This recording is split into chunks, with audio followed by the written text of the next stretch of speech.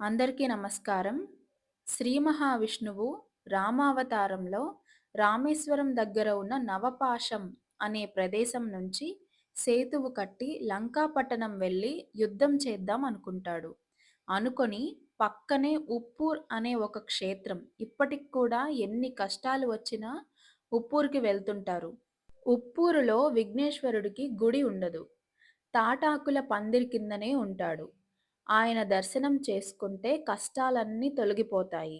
నవపాషాణం పక్కనే ఉప్పూరుంది.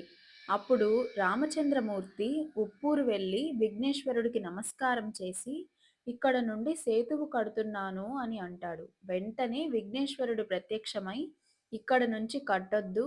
ఇక్కడ నుంచి సేతువు కడితే చాలా దూరం అవుతుంది. ఇంతకన్నా కొంచెం ముందుకు వెళ్ళి దక్షిణంగా అక్కడ నుండి సేతువు కట్టండి. కడితే తిన్నగా లంకా పట్టణంలో రావణాసురుడి అంతఃపురం ముందుకి వెళ్తుంది. నీకు కష్టం తగ్గుతుంది, దూరం తగ్గుతుంది. లంకా పట్టణం యొక్క కీలకమైన ప్రాంతానికి సేతువు చేరుకుంటుంది అని చెప్తాడు. రాముడు అలానే అక్కడి నుంచి సేతువు కట్టి యుద్ధం చేశాడు.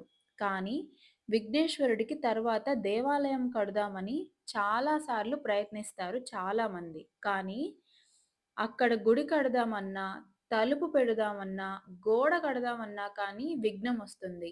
విఘ్నేశ్వరుడు ఒప్పుకోడు.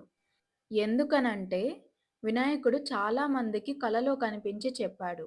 నా మేనమామ రామచంద్రమూర్తిగా అవతారంలో ఉన్నప్పుడు, మా అమ్మ సీతమ్మ కనపడలేదని ఎంతో బెంగ పెట్టుకొని కాలినడకన వెళుతూ ఇక్కడి నుంచి సేతువు కట్టడానికి నాకు పూజ చేశాడు.